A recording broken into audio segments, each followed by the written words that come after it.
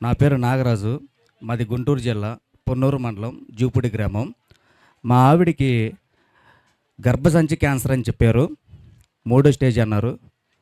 మేము ఆ రోజు ఇసాకయ్య గారి ప్రార్థన టీవీలో చూస్తా, మేము 7 నెలలు కంటిన్యూగా వస్తాము, తగ్గిపోతే నీకు సాక్షిగా నిలబడతాను నా తండ్రి అని చెప్పి ఆ రోజు అనుకోవడం జరిగింది. నేను అనుకున్నది 7 నెలలు, కానీ 5 నెలలు తిరగబోంది నా భార్యకి క్యాన్సర్ తగ్గిపోయిందని చెప్పి రిపోర్ట్లు వచ్చినాయి. ఇందు నిమిత్తం నా తండ్రి అయిన ప్రభు అయిన యేసుక్రీస్తుకు, ఇసాకయ్య గారికి నా హృదయపూర్వక వందనాలు తెలియజేసుకుంటున్నాను. మరొక విషయం ఏంటంటే, మా కుటుంబంలో పెద్దవాళ్ళు ఎవరు లేరు. ఇంకా ఉంది ఈ అమ్మాయి, ఈ అమ్మాయికి నేను, నాకు 2 చిన్నపిల్లలు. 2021 నుంచి 2025 లోపు సంవత్సరానికి ఒకళ్ళ కాడికి 4 పెద్దవాళ్ళు చనిపోయారు.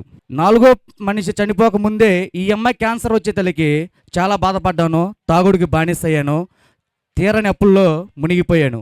కానీ ఈ ఒక గొప్ప కార్యం జరిగిన తర్వాత అన్నిటికీ దూరంగా ఉంటూ దేవునికి సాక్షిగా నిలబడుతున్నాను. ఇందు నిమిత్తం ఇసాకయ్య గారికి వందనాలు.